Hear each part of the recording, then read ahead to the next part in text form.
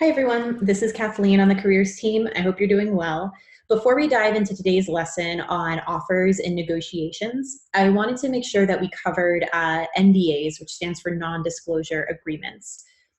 While these agreements are pretty common in the tech industry, when you sign an offer, they're becoming more and more common during the interview process or even just to enter an office's building. So we wanted to make sure that we cover this topic with you because while they're common, they do have legally binding consequences. So we want to make sure that you understand what to expect with NDAs so that when you sign one, you know what it means, you know its impact on you, and you know how to prepare for leaving the building after you've signed the NDA in an interview. So I'm going to share my screen.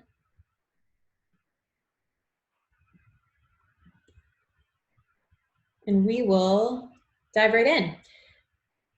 So a non-disclosure agreement, frequently referred to as NDAs, are legally binding documents. When you visit a company, go in for an interview, or sign a job offer, NDAs are often part of the process. And many of you have probably signed NDAs when starting with a company before. It's pretty common practice for companies to do this when people start on the job, but it's becoming more common for candidates to do this when they're going in for the interview process. And generally, NDAs exist because a company is planning on disclosing trade secrets with you, and that's private company information that is not available to the broader public. And if you were to share that information about the company, it could benefit their competitors or be a security risk for their customers or something else that would impact either the financial or security integrity of the company. So they want to be able to kind of show you behind the screen and share real examples with you in the interview process. And so companies will ask you to sign this document so they can do that without having to worry about you then disclosing anything that was discussed in the interview.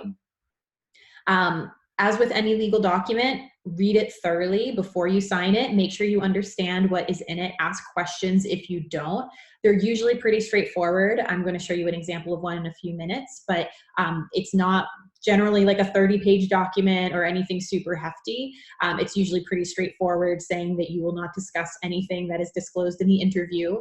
And it could be as simple as just applying to technologies discussed in the interview, or it could even go so far as not wanting you to disclose the questions themselves that you were asked in the interview.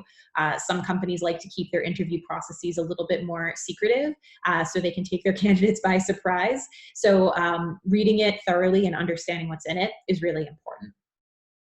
And then even if you don't have to sign an NDA, I also want to emphasize the importance of being discreet while you're in the interviewing or application process with a company. You may want to post about your experience on your LinkedIn or social media, your blog, your vlog, just to kind of talk about your professional growth in the field. We really encourage that at Lambda School because it's a great way to kind of promote your learning experience to other people who are also starting out in the field or who might be looking for strong potential entry-level candidates to kind of keep an eye on. But when you are talking about your experiences with companies, you just want to be discreet. I really recommend never using the company's name if you're talking about them, even after you've been hired, and not sharing anything else that could identify the company in any way.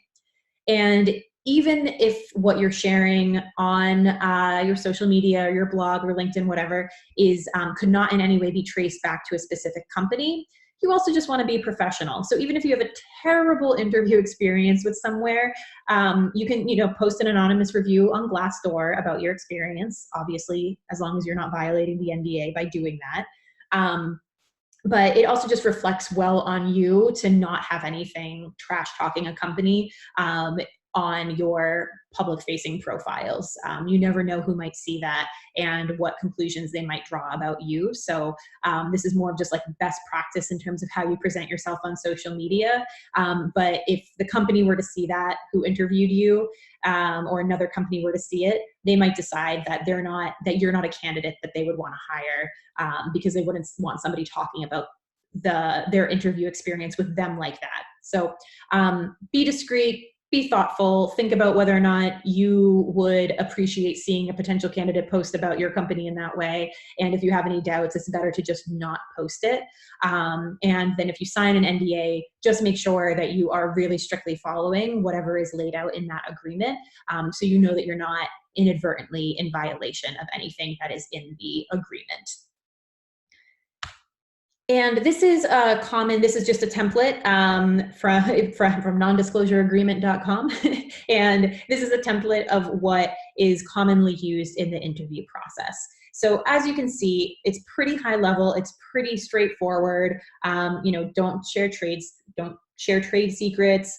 Don't talk about any future products. This can include marketing plans, sales data, promotional material, etc.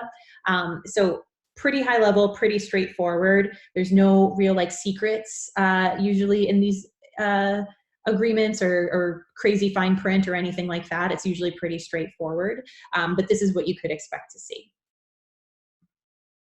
So hopefully that was a helpful overview so you know what to expect.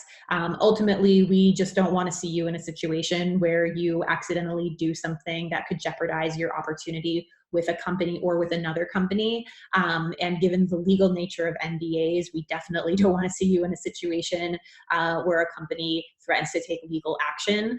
That is very, very rare, but it's important just to know what to expect if you haven't encountered these before, so you don't accidentally do something that you didn't intend to do. So hopefully that sets a good backdrop for navigating offers and negotiations, which we're going to dive into in today's career lessons. And if you have any questions about this, there will be a questions thread posted after the lesson. So feel free to drop any questions that you have there, and I will answer them as soon as possible. Thanks, everyone.